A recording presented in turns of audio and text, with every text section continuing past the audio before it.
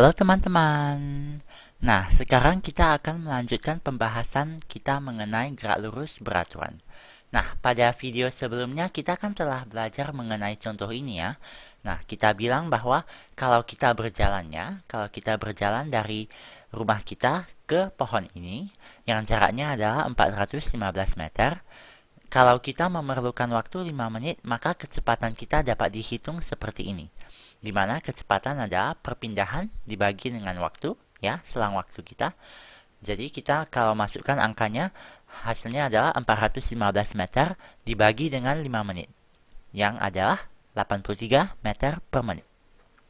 Nah, pada video ini kita akan belajar tentang grafik dari kecepatan lawan waktu untuk gerak lurus beraturan, ya, grafik kecepatan lawan waktu untuk gerak lurus beraturan.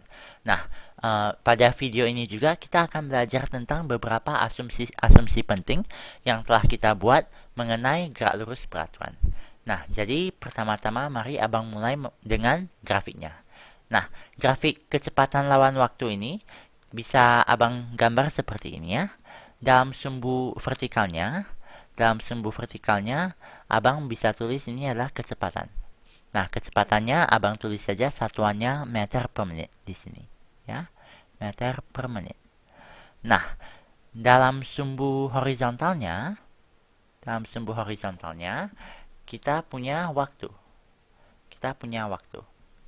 Nah, waktu ini satuan yang kita pakai adalah menit. Ya, satuan yang kita pakai adalah menit. Nah, jadi kita bisa tulis seperti ini ya. Kita bisa gambarkan seperti ini. Pada menit ke 0, kecepatan kita berapa? Kan kita bilang di sini kecepatannya selalu tetap kan? Berarti kecepatannya pada menit ke 0 adalah 83 meter per menit. 83. Jadi ini bisa diwakilkan dengan titik ini. Titik di sini ya. Titik ini adalah 83 meter per menit pada menit ke 0. Nah, pada menit pertama kecepatannya berapa? Kecepatannya kan selalu tetap kan? Berarti pada menit pertama sama saja kecepatannya masih 83 meter per menit. Pada menit kedua masih saja 83, menit ketiga, menit keempat sampai menit kelima ya. Sampai menit kelima kecepatannya masih saja 83 meter per menit. Nah, ini berarti apa?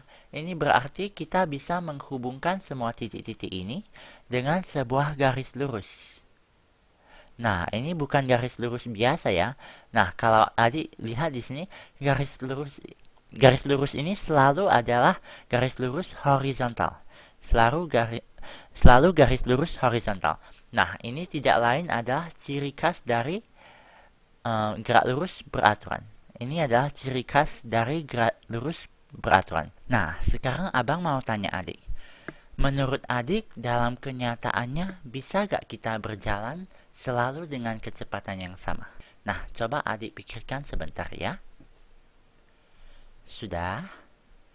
Nah, secara sekilas kita mungkin berpikir bahwa ini bisa saja terjadi, ya.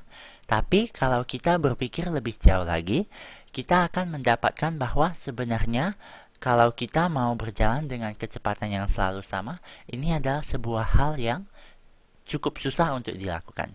Ya, mengapa abang bilang seperti ini? Nah, abang akan coba ilustrasikan di sini, ya. Kalau misalnya adik melangkah dari sini, ya, langkah dari sini ke sini, ya, dan adik melangkah lagi ke sini, ya. Nah, langkah pertama ini adalah lebih jauh daripada langkah kedua ini. Nah, kalau kita asumsikan bahwa waktu yang diperlukan untuk satu langkah itu selalu sama, berarti langkah dari sini ke sini itu sama dengan waktu yang diperlukan untuk melangkah dari sini ke sini. Ini berarti kecepatan kita waktu langkah pertama kita ini lebih besar karena kita menempuh jarak yang lebih besar daripada jarak pada langkah kedua ini dengan waktu yang sama. Berarti kecepatan kita di sini lebih besar.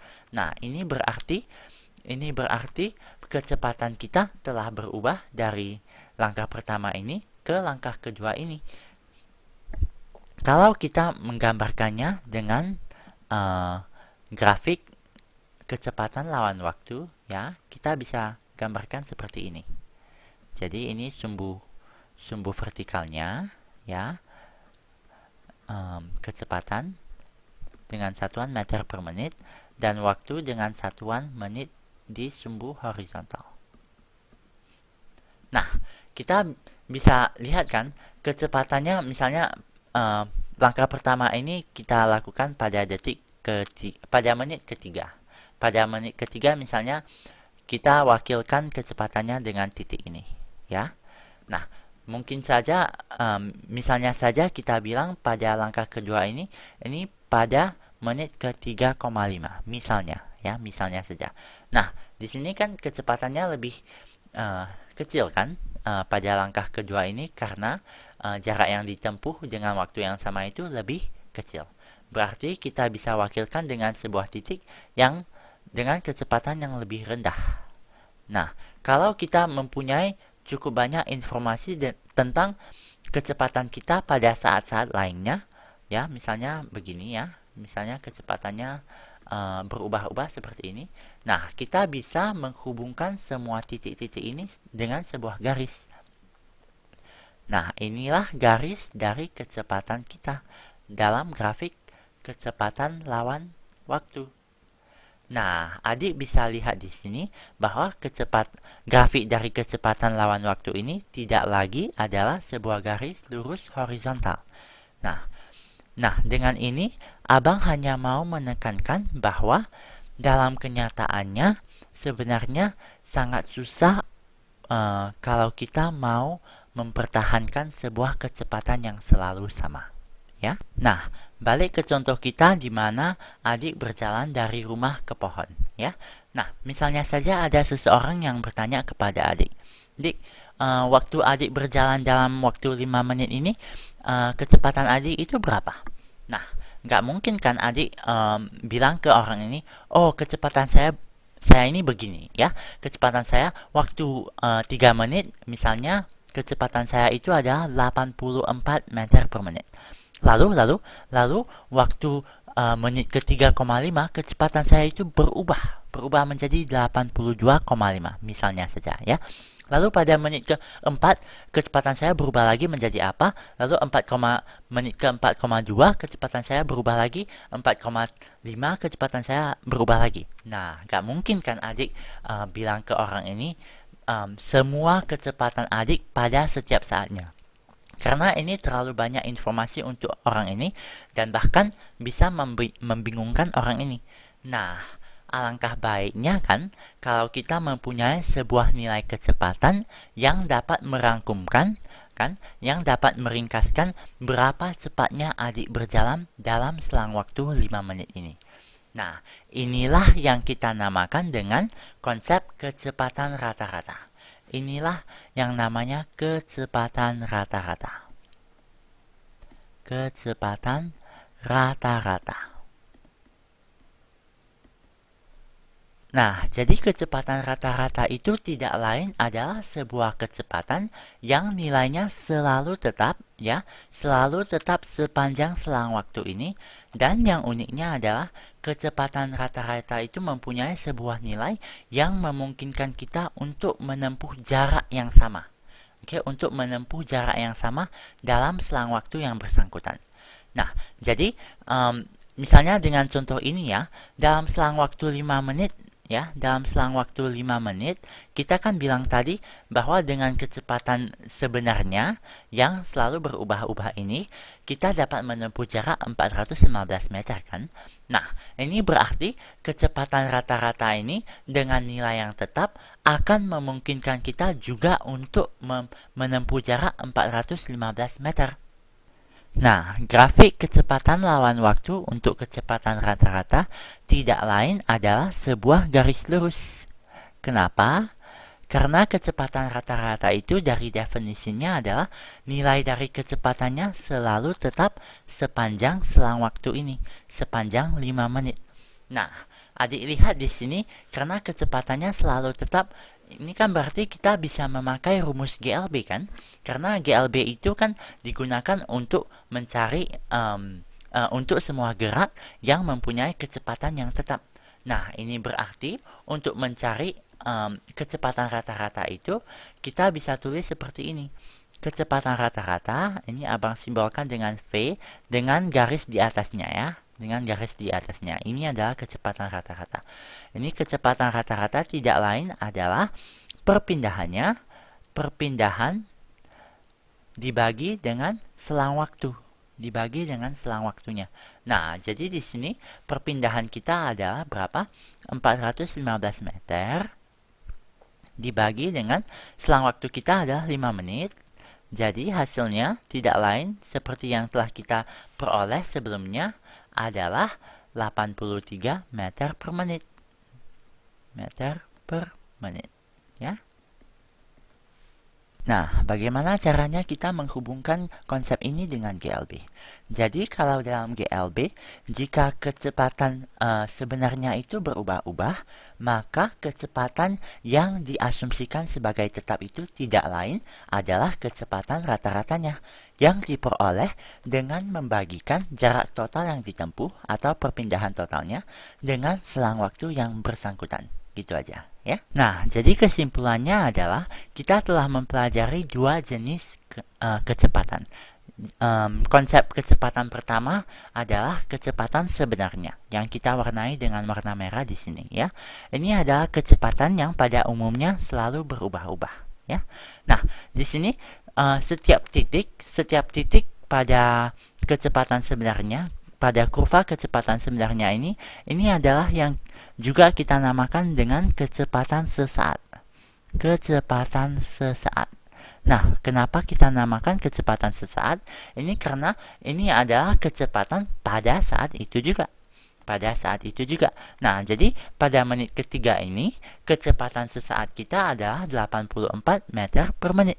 Karena pada saat itu juga, kecepatan sebenarnya adalah 84.